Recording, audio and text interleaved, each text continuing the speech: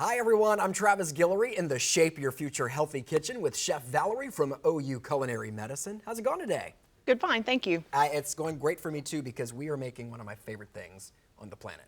Fried okra, except not. Right, baked okra. Baked okra. Fried, but baked okra.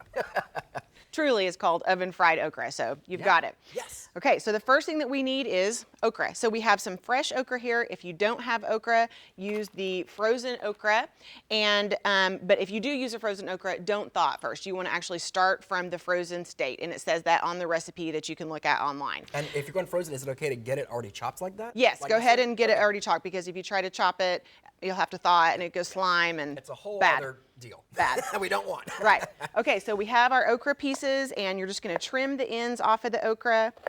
Some nice little slices. Discard the ends. The okra pieces go right in. We're going to put a half a teaspoon of kosher salt, about a quarter teaspoon of black pepper. That's going to get tossed around.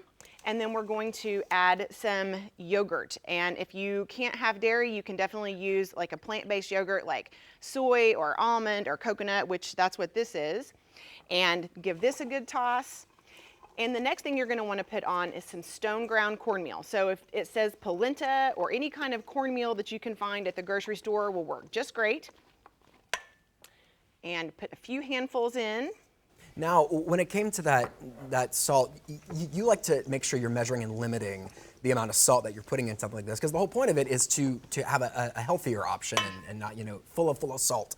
Yes, great point. So yes, anytime you're using salt, you want to try to limit your sodium intake. So go ahead and measure that salt so you know exactly what you're putting in. It's just controlling what goes into your dish. Gotcha. Okay, a little bit more cornmeal, and this is going to go straight onto our baking sheet, and I've lined that with foil only for ease. So for cleanup ease, go ahead and line that with some foil so that you can just rip the foil off, throw it away, and there's really not that much left to clean up. It is so much easier when you put that in foil. You're not scraping the pan later on. Right. Okay, so this is nicely covered with the cornmeal. It's going to go straight onto the sheet pan.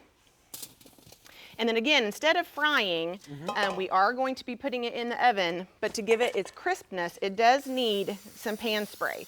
So give this a good spray of pan spray. Whoops, you might even want to give that a little shake. Spray it again.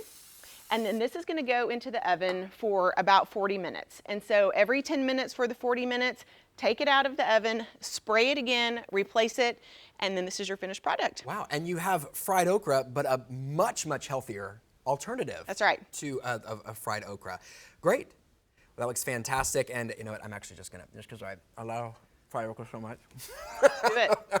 And it does. It tastes just like fried okra, but you don't have all of the oil and. That's right. And if you want to further spice this up a little bit, you could put a little bit of ground cumin on top. You could put some chili powder on top. You can see you can do some squeeze of lime or lemon, even red wine vinegar, something like that. Yeah, just give it a little pop. Yep. All right. Well, thanks once again, Chef Valerie from OU Culinary Medicine in the Shape Your Future Healthy Kitchen. I'm Travis Guillory. Have a great day, everybody.